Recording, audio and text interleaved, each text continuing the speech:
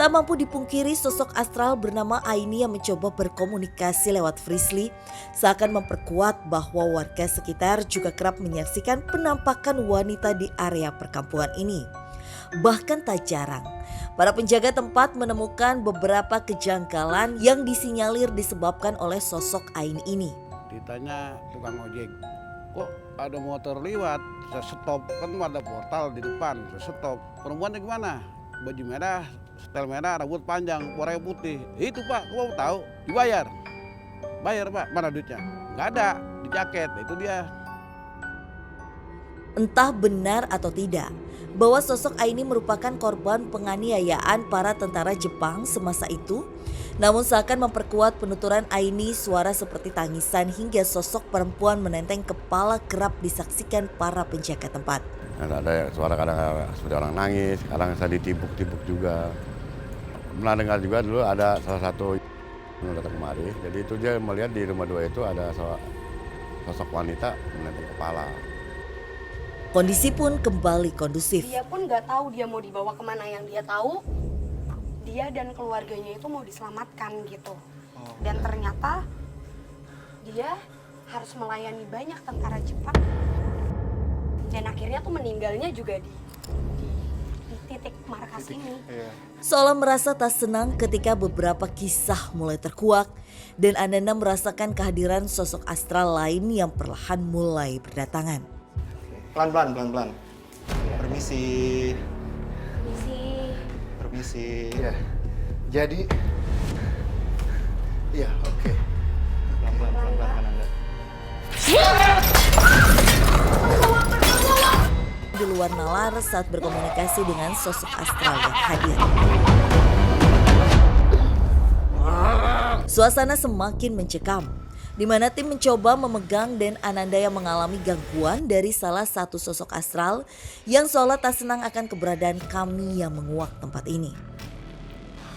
Ananda, tangannya berdarah nih, minta tisu. Kami pun mencoba menetralisir keadaan, namun tak berselang lama sosok astral kembali mencoba mengganggu penelusuran kami. Suasananya Nggak kayak gitu. Hati-hati semuanya. kayaknya harus dikat dulu nih.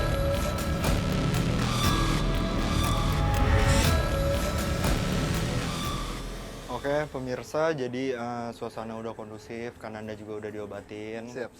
Kananda, Siap. apa sih tadi itu sosoknya Kananda? Jadi saya melihat salah satu pasukan Jepang, cuma bukan Jepang, melainkan Indonesia. Oke. Abis itu dia kayak dendam gitu, dendam ke kita. Dia bisa dibilang sekongkol dengan pasukan Jepang. Oke. Dia mengikuti pasukan Jepang. Nah, dia sempat mengajak komunikasi saya dengan mata yang betul-betul kayak apa ya, melotot banget ke saya, dan dia memegang senjata di sampingnya itu. Jadi istilahnya nikah itu orang yang mata-mata pro sama penjajah gitu. Karena balik lagi ke yang tadi aku bilang sih Fasya, maksudnya kita nggak tahu ini apa sebenarnya. Dan pada saat kita datang ke sini ternyata aku dapat gambaran secara jelas kalau memang dulunya pernah ada markas yang berdiri di tanah ini, di tempat kita sekarang, dan itu markas dari tentara Jepang di mana banyak sekali perempuan desa atau orang-orang pribumi perempuan yang sengaja mereka bawa secara paksa dengan iming-imingan suatu hal yang tidak ada sebenarnya. Dan itu ya itu diperlakukan dengan tidak baik, sangat tidak baik, dan akhirnya dihabisi juga di titik di tanah ini gitu. Saya sempat melihat juga pemimpin pasukannya itu. Tentara Jepang. Iya, pasukan Jepang ya. Di sebelah sana sih. Tadi dia sempat mendekat ke kita, habis itu dia langsung Kesana lagi. Kita mau langsung ke sana aja ya? Oke, let's go.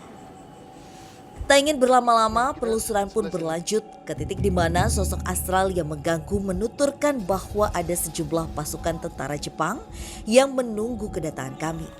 Wow. Saya melihat pasukan Jepang banyak banget, kayak apa ya? Kayak membuat sesuatu Barisan. Oke. Dan pemimpinnya itu ada di tengah-tengah Barisan pasukan itu. Wow, banyak banget. Pemimpin pasukannya itu ada di paling ujung, sangat gede sekali. Apa kita mau coba untuk masuk ya? Aman nggak? Karena Aman, lebih- aman, aman. Aman. Aman, aman. Dia sudah aman, yuk. Mengesampingkan rasa takut, perlahan kami mendekat ke sosok astral yang merupakan barisan tentara Jepang tanpa kepala.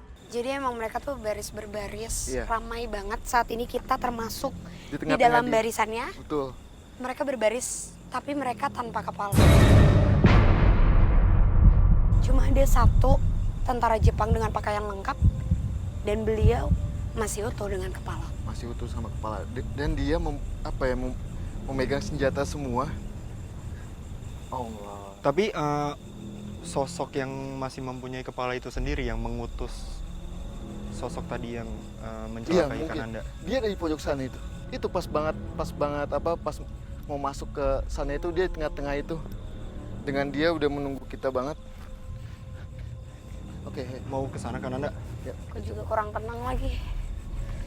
Bismillah, siapa kalian? jadi dia kayak penuh dendam banget, Visi. Ya, Pasukannya pun penuh dendam banget. Ya. Oke. Tapi ya pemirsa, walaupun kita di lapangan yang dimana ini tuh ruangan terbuka, auranya tuh beda banget. Beda banget. Beda banget. Auranya beda banget. Karena emang samping kanan kamu udah ada pasukan dengan yang tadi Visi bilang tidak ada kepalanya. Jadi posisinya adalah dia kepalanya itu dipegang kayak gini dan sebelah kanannya tangan dia itu memegang senjata. Benar saja, tiba-tiba dan Ananda mengalami gangguan yang mana seakan tubuhnya ditarik ke belakang. Situasi kembali mencekam. Frisly yang mencoba menghentikan gangguan tersebut harus terlempar hingga mengalami cedera ringan. Akhirnya, kondisi pun berangsur kondusif meski tak mampu dipungkiri bahwa sosok astral yang berjumlah puluhan tentara Jepang seolah mengelilingi kami. Udah sekarang mereka ngelilingin kita ya. gitu ya. Dan Dan- banyak banget yang datang. Mulai di hutan itu kayak dia udah apa? Karena secara pribadi mungkin Kananda kan ngebuka secara fisik.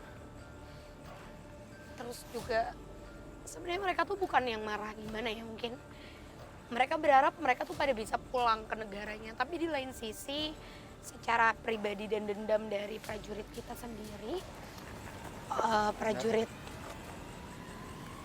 orang-orang pribumi yang dipimpin oleh Letnan Jenderal Zakaria. Oke, Seakan tak kunjung usai gangguan demi gangguan yang kami hadapi. Dan kembali dirasuki sosok astral yang disinyalir merupakan pemimpin pasukan tentara Jepang tanpa kepala.